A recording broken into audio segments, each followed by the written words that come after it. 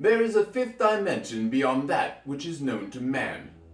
This dimension is as vast as a kitchen and as timeless as a YouTube video. It is the middle ground between carbs and keto, necessity and boredom, and runs from the bottom of a man's stomach to the summit of his restraint. This is a dimension of culinary imagination, an area that we refer to as the hunger zone. An ordinary kitchen in an ordinary city. Witness within one Joseph McMahon, intent upon making that most basic of desserts, a cake.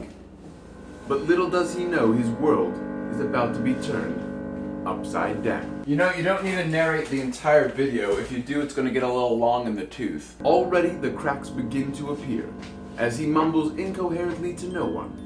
A man teetering on the edge of insanity. I'm not talking to no one, I'm talking to you. Look, I know we're doing this whole Twilight Zone narration thing, but if you're going to narrate the entire video, it's going to get a little boring.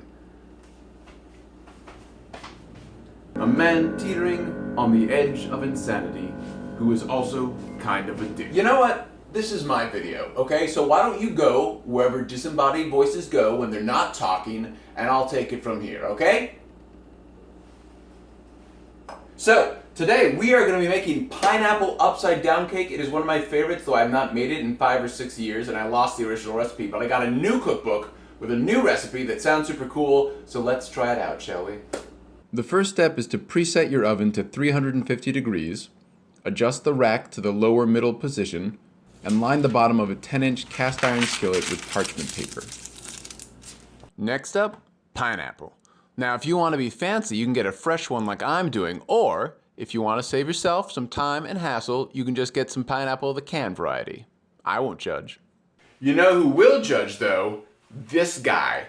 This guy's name is Nick, and Nick seems to think that if you're using fresh pineapple in your cake, you're playing a sucker's game, and it won't taste nearly as good as his pineapple upside down cake, which uses canned pineapple. Now, I admit, his cake does look pretty good, but I'm also sure it tastes like failure and disappointment. Just like your apple pie, Nick. So remember, kids, the next time you're thinking about judging someone for their food choices, don't be a Nick Dick, be a Joe Bro. Now for the cake, you're going to sift 8 ounces of all-purpose flour into the bowl of your stand mixer.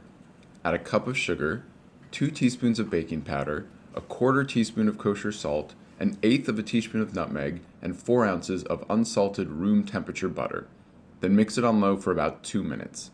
2 minutes. A mere fraction of a human lifespan. But more than enough time for a recipe to fall apart. Like the fragile psyche of a man thrown into a world he cannot comprehend. I swear to God, man, get out of my video. Then add 2 eggs straight from the fridge, 3/4 of a cup of unsweetened coconut milk, and a tablespoon of dark rum and mix for another 20 seconds.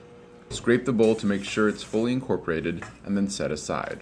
For the topping, add 3/4 of a cup of packed dark brown sugar, 1/8 of a teaspoon of kosher salt, and 1/4 of a cup of unsweetened coconut milk to a bowl and mix together. Pour into your skillet and then arrange pineapple pieces on top. Then pour your batter onto that and bake until brown and firm, about 55 minutes.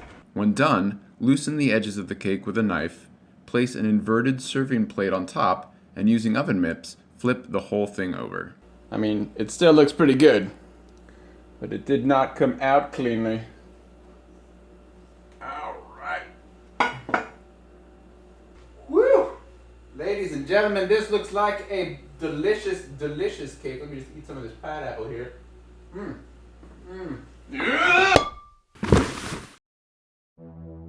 A man trapped in a world gone topsy-turvy attempts to make a cake to match. But instead of finding solace in his cast iron skillet, he finds only the endless silence of death. Here, in the hunger zone.